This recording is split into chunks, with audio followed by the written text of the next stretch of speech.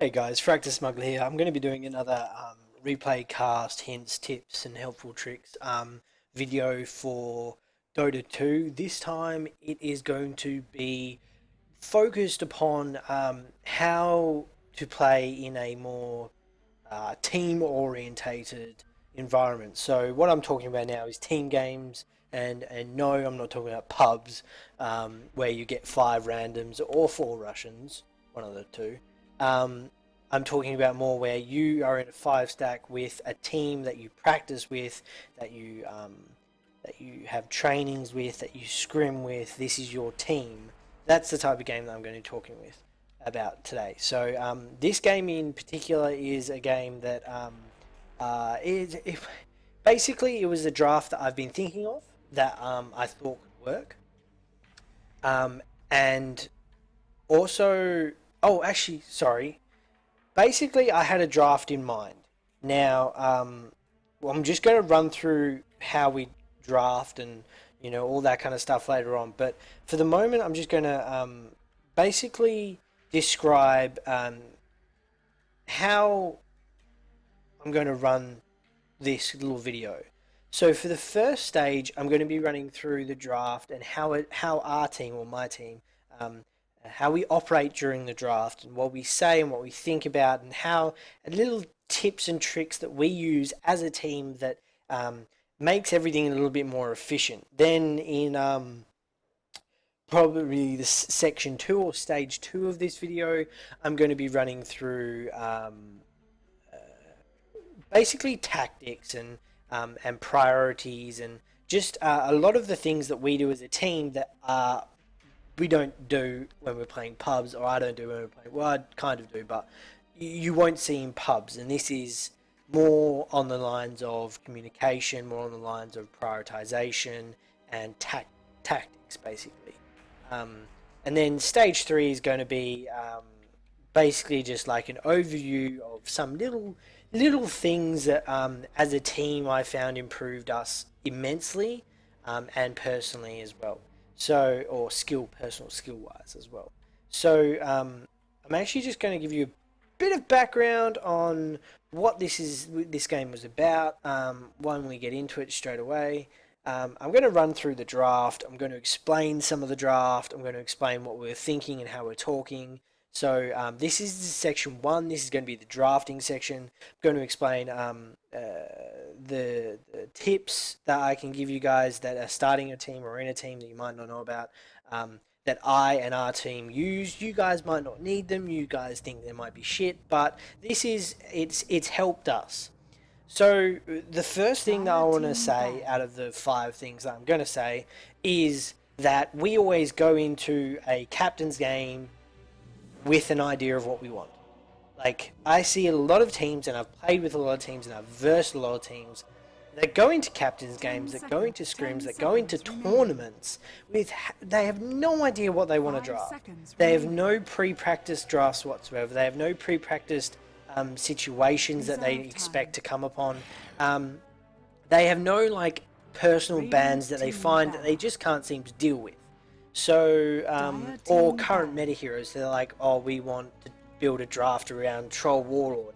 Yeah, but what are you going to build around him? How are you going to build around him? What happens if he's first banned? Like, what are you going to do then? You're completely fucked. So, going into, we always have an idea. So the idea of this game was going to be a late game orientated draft based around the Alchemist upgrade. So it's a little bit niche. It was a very, very pocket strat that I wanted to try for a while since the 6.84 update. And it's not exactly very, how would you say, it doesn't really work. Because you can't build a draft around one little tiny aspect of one hero. So, but I thought, hey, let's try it. Now, this is what happened. So, this is the draft that I wanted to try, which was the Lion, Lena, Enigma, Centaur, Alchemist. And we got all the way through. So, obviously, we banned out Night Stalker, which can decimate our early game. They banned out the Undying Spirit Breaker, which we were going to ban out anyway. We first picked the Lion. It's always better to first pick a support or a meta hero. So, For example, you see in pro teams they're always picking a core first or something similar to a core, like a Chen or something along those lines first. At like 4K level, it's still more viable to not let them know what your main cores are going to be, because at 4K level you're not going, or 3 to 4K level, you're not going to be uh, allowing those kind of heroes through, because A, most don't really know how to deal with them, and B, you don't really want the other team to have them. So the so this is what happens. So our captain's Man of Chalk. He's a very good captain. He watches a lot of Pro Dota, especially some of the tier 2 leagues as well, where he gets a lot of his ideas. Anyway, so basically what happened was I wanted this draft, and I said, let's try this. And he goes, yeah, that's sweet. So we started drafting towards it, and then they picked up the Visage. And he just goes, they're going to try this draft, like try a Drow Visage draft, because basically what's going to happen is a lot of tier 2 teams in Malaysian leagues and Chinese leagues and Pinoy leagues, or sorry, Filipino leagues, they all have been running this Drow as a core and pushing and death balling. So he goes, they're going to pick that up. And I went, well, what do you suggest? Do we still want to go for this late game and just try and hold them off, and we'll just defeat them past the 30-40 minute mark? Or do we want to go for some way to counteract this draft? And after a bit of discussion, we came up with the idea that, yeah, we're going to actually nick their Drow. We're going to take their Drow, we're going to turn this round on them, and we're going to run it differently. So that's why I feel that me and Chalk actually work quite well together. It's because I come up with these drafts, or I come up with the formed idea of what I want the draft, and Chalk brings like a very like a measured take on what the draft is, and he inserts, basically he tweaks it, he makes it better. So I come up with, say, I want to draft this and then this because of this, and he goes, how about we draft those two there but add this because of weak lanes, or because we want mid game, or because we're weak in this area, or because we're too strong in that area, that kind of stuff. So he's very good captain like that. This stage of the draft, we're still debating whether or not to pick up the Drow, and a little tip that helps out a lot in team drafting, since it is quite an involved discussion. Everybody's throwing out, what about you know, we have the base idea, but we're still running through what we think we should be doing.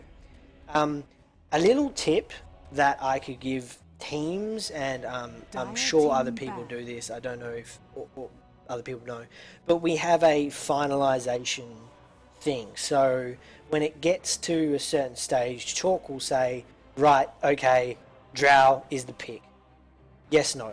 And we run through our whole team and we go, yes, yes, yes, no, why? Because of this. In this game, sorry, we only have 4 of our 5, so it's Smuggler, Gilkin, Citizen, and Chalk. There are 4. We had a stand-in for our mid, which is Spartacus. But that's what a little tip we do. We'll run round when there's like, you know, we allocate 20-30 seconds per pick or per ban. We quickly run around and go, what, okay, yes, yes, no, why? Because of this. And sometimes when someone says no because of this, it can affect what other people think, and they go, actually, no, I agree. So it's good that way because it condenses things, it makes people focus on the pick at hand or the ban at hand, and it helps with basically making the team work a little bit better and talk a little bit more, because by allocating a certain amount of time to each person, going, yes, you know, Gilkin, yes or no, and he goes, no, because I feel that the Drow is going to be really weak, or we're going to have to do this and this, and then we go, oh, okay, well, how about we run this with the Drow? And he goes, actually, no, that works, okay, yes, with the Drow. So that kind of thing is very good in team drafting environments. That ability, basically, we call it a finalization, or a pick finalization, or a ban finalization. We go, final decision, Gilkin, go. Final decision, Spartacus, go. Final decision, Smuggler, go. And we give our 2 cents in the shortest period of time possible.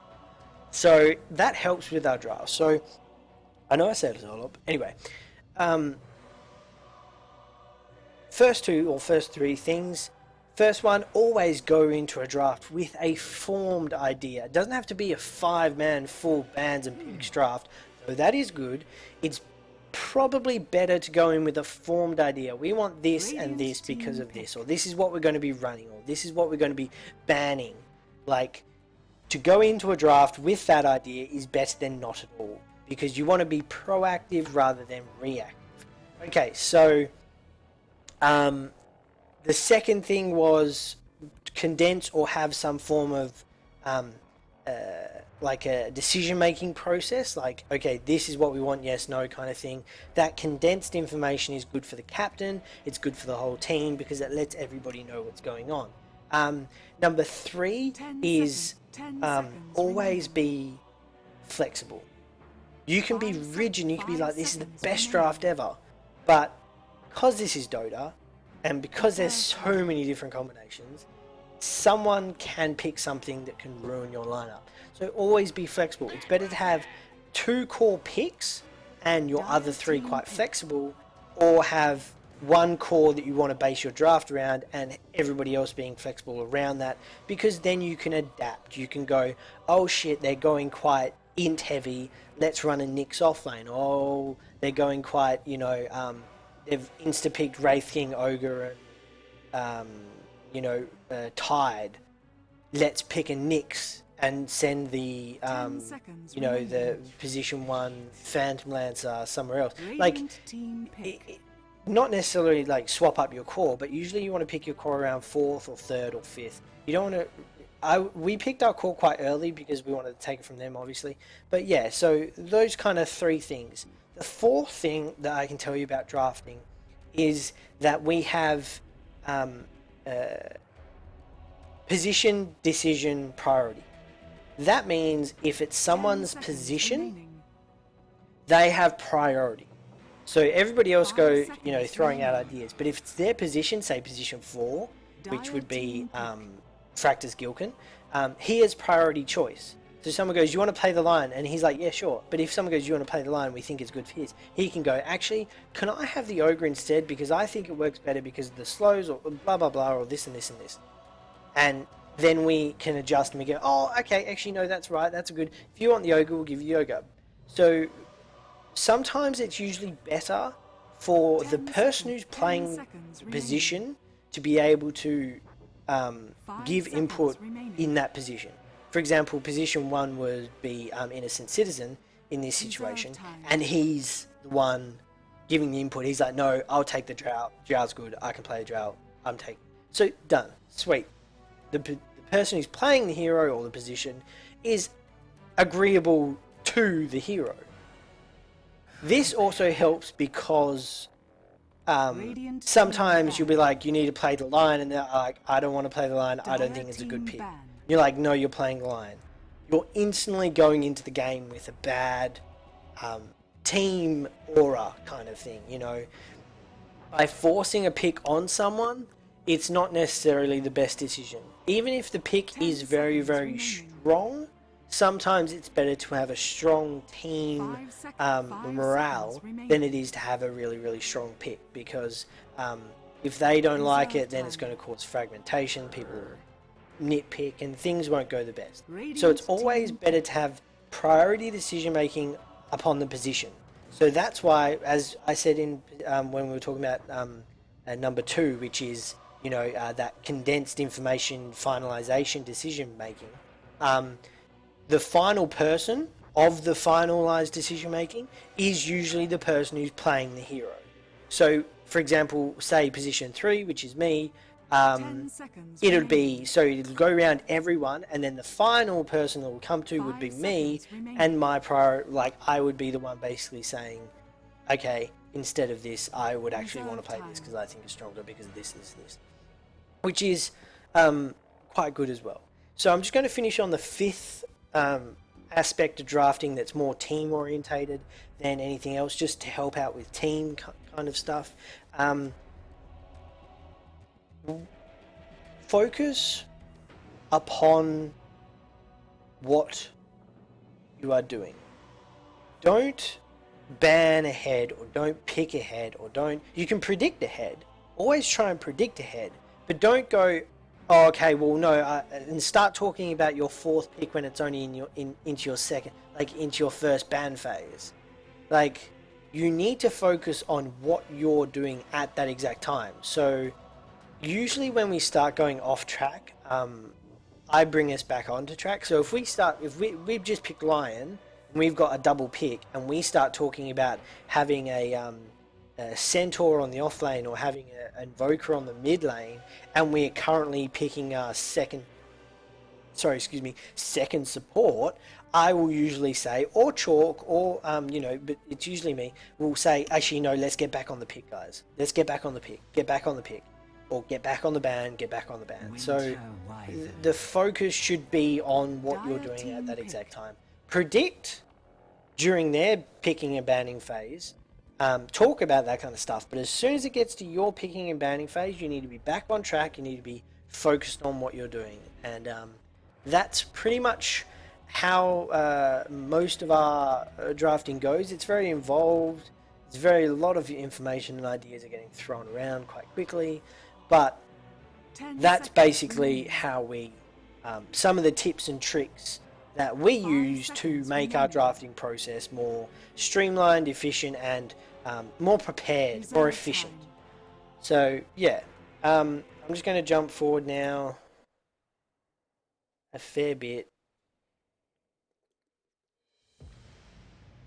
So basically what we wanted, we got the TA by the way for our mid, because we knew the bat was going off lane because they didn't have anything that could deal with a Viper in the solo safe lane, and obviously they didn't expect us to go aggro tri lane. This position here, I just want to show this because this is the difference between 3K and 4K.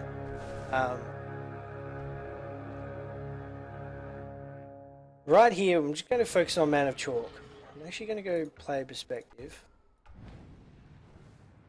He stuns out, and he knows he's going to be starting taking some damage.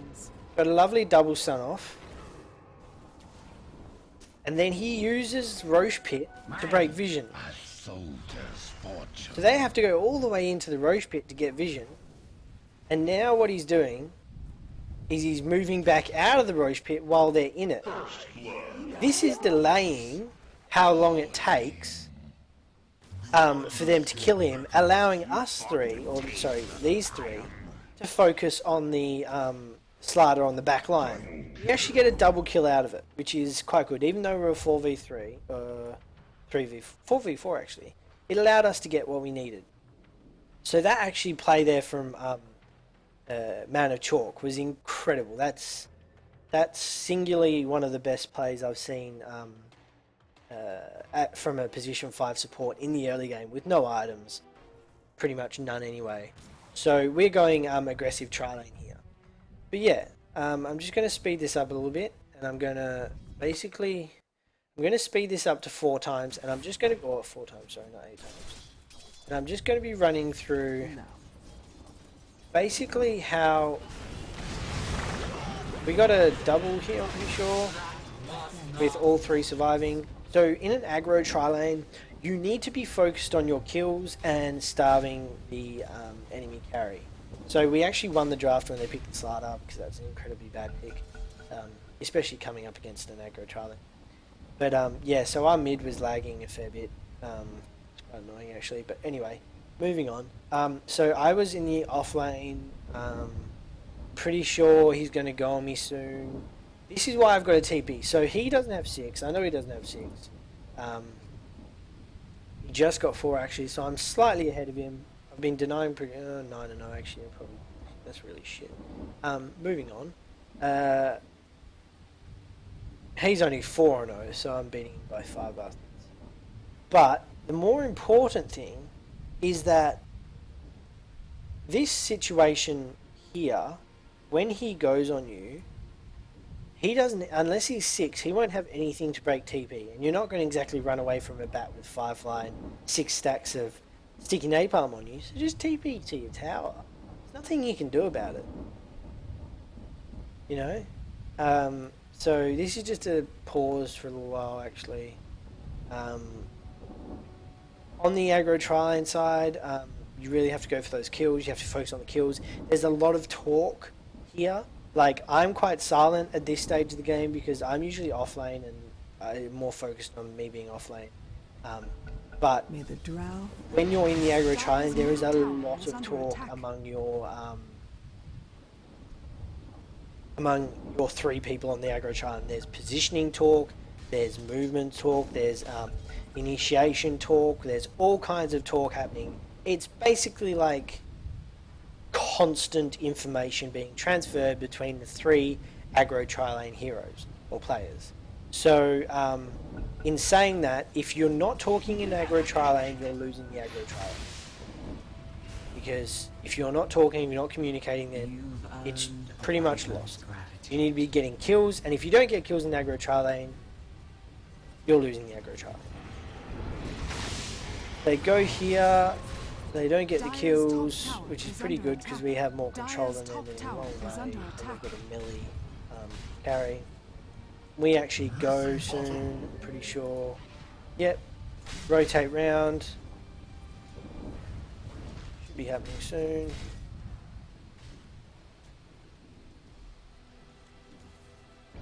Radiant's top tower is under attack. Get another one, I'm pretty sure.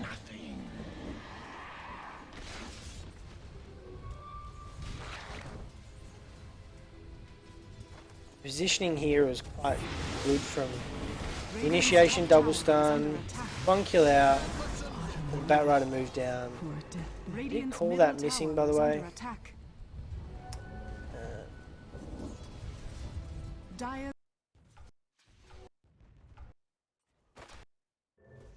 Got a kill on mid, that's right.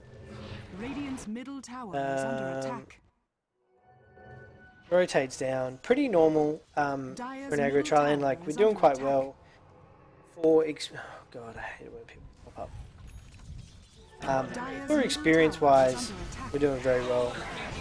Get a couple kills here. I think it was a 3 for 2. Radiant's Radiant structures are fortified. Courier. Radiant's Then we get another one here. Third. Pretty much just getting some nice kills all over the place. Meanwhile, I'm farming top. But I'm just going to run through. I get to about, I think it was about.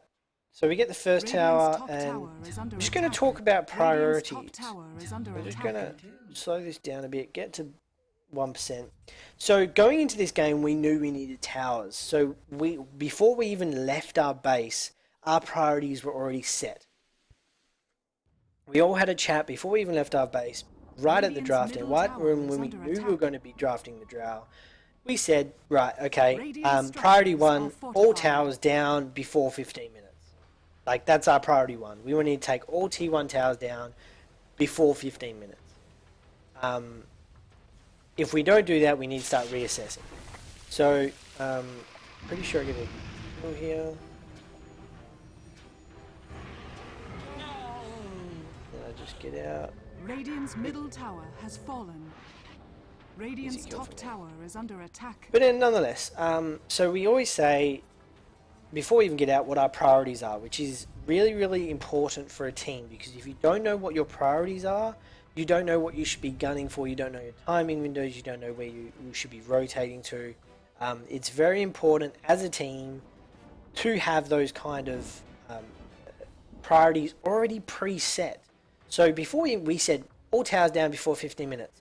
So we took T1, we rotated all 3 mid, we took T2 straight away 11 minutes, and then now we're going to take we took mid T1, now we're going to take top T1.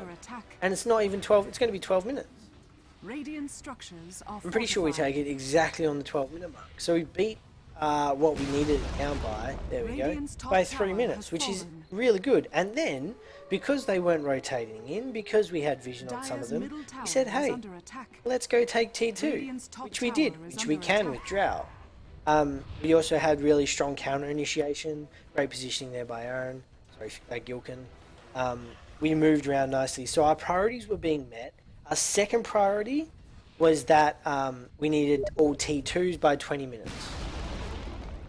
Or 25 minutes, that's right.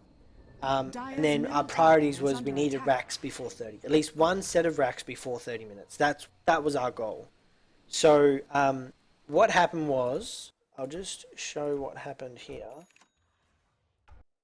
So we pushed out bottom, we rotated into Roshan. We took Roshan pretty quickly. I think it took about 8 to 12 seconds. Roshan has fallen. We finished Roshan, went back bottom, and we pushed this out. Now this is where the difference between a pub and a team can really be seen. So we took a massive amount of... We're frontlining pretty badly actually. One should have been up here. But they're pinging out who they want to go on. Doesn't have blink yet, which is awesome. She doesn't have anything. He doesn't have anything. Nothing on him, but except for Batrider, who has blink. So I get picked out, swapped. We all start beating on Gilcum. We die pretty quickly. We get the kills off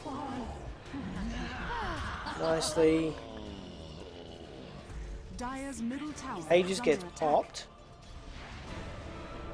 But basically what happens is we do this twice. Dire's middle tower is under attack. Basically what happens is we do this Dire's twice. middle tower has fallen.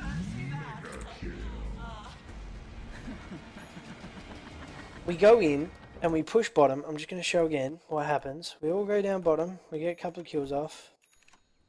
And we do this twice. And we fail twice. Pretty sure we failed twice. Yep. We all get killed out. There we go. 3 for none. So we've pushed bottom tier 2. 4 for none, sorry. Bottom tier 2 twice. And we've all pretty much all died. We're feeding them kills now. We're feeding them experience. Something in a death ball lineup that we do not want to do. So we reassess our priorities. Straight away we reassess and we readjust. So we start talking. As soon as we lose that second tier 2 engagement, we start talking and go, okay, it's not working, what are we going to do? Thoughts. And then we just start throwing out thoughts. How about we just keep farming and go for mid game? No, it's not going to work. How about we go tier 1, tier 2 mid? No, it's good. It's worse because we have less vision over there. How about we smoke and pick one off, then take tier 2? Yeah, no, that's good. We can do that. So we wait for everyone's back up, and we all go into... So we push that out a bit. We back out straight away here because we're all being pinged out. We back out, and then we get the smoke. In about 20 minutes. And we're waiting on one. Smoke and move. Here we go.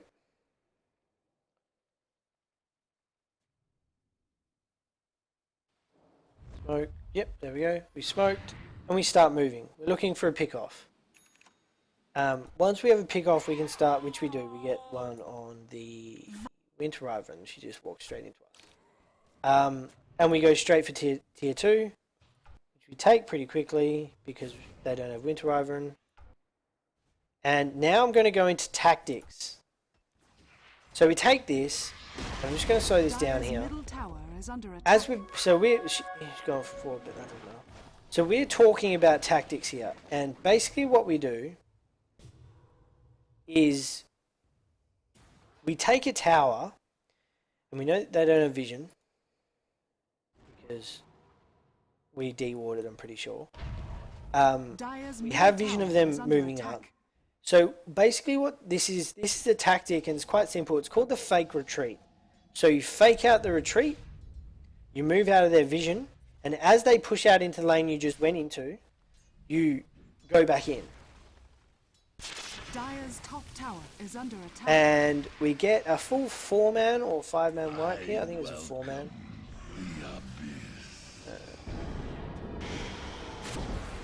Pretty much get... There we go. She comes out of nowhere. Stun comes out from Aaron. We move back in, and we get 3 here, actually. I repeat, we got 3. We get 3 kills all because they weren't paying attention and because we practiced that. We've practiced that a lot. You know, the take a tier 2, move back out of vision, wait till we know they're coming forwards, and then reinitiate. And they won't expect it. It's not expected. That kind of thing.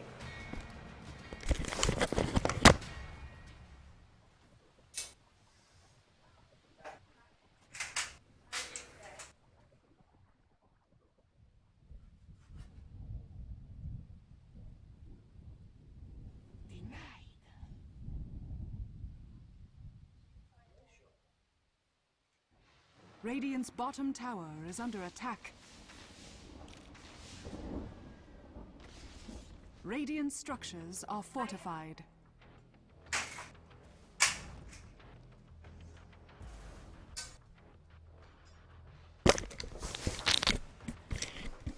Sorry about that. I had to get food. You know how it is. Anyway, moving on. So we've tried that a fair bit. TA was very far in here, which is quite annoying since we just said we need to be focusing on the tower. But we took the tier 3, sorry. We went Radiant's focused bottom racks, tower has fallen. which was Innocent's Call, I'm pretty sure. We took the racks pretty quickly. Already used the initiation. And then I'm pretty sure we should have backed off here, but the nice flame break from the Bat Rider was very nice. So anyway, moving on, we then roll round. Once everybody gets back up, we do it again.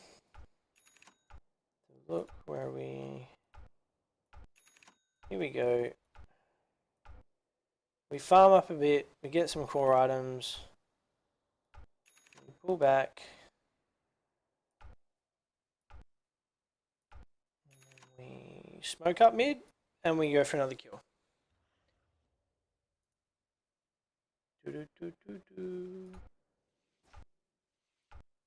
We're all waiting. Here we go. We smoke up.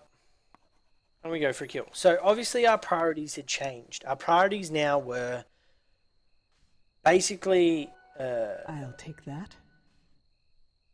1, which we hit 15-minute window.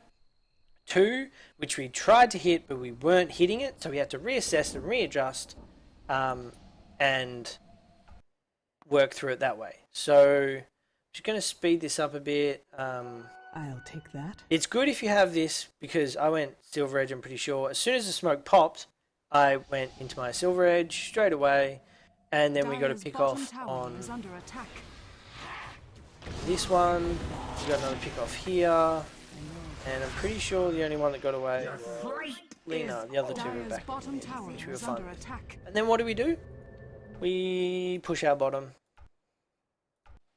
go for racks. Which was fine, and as soon as we got racks, we backed off. And we don't want to actually engage, or I'm pretty sure someone gets caught out, so we re-engage. Which is fine by us, because now we're re-engaging outside of the base with better vision. We get 3, I'm pretty sure. I'll just run through it quickly. We get 4. That's a pretty nice re-engagement. So this is a 3.5k to 4k game. Team game, ranked. They were 5-stack as well, so it's alright. We actually did pretty well. We went for the finish. We were getting moved around a bit, but we thought, no, we better back out. Overall, the movement was quite nice by us. We hit our priorities. We hit our timing window as well. There was another engagement mid that we lost TA on, who was lagging really, really badly. We took T2 mid pretty quickly. Oh, we finished Roche, then took T2.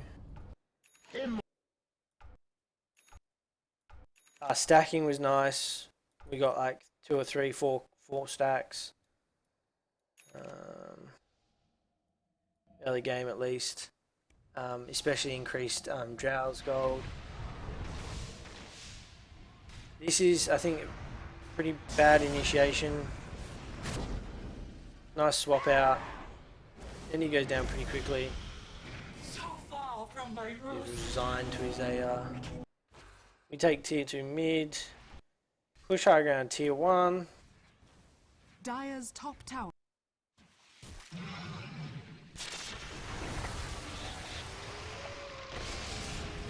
Dire's top tower. Could have is done with under some attack. smoke actually at those some stages.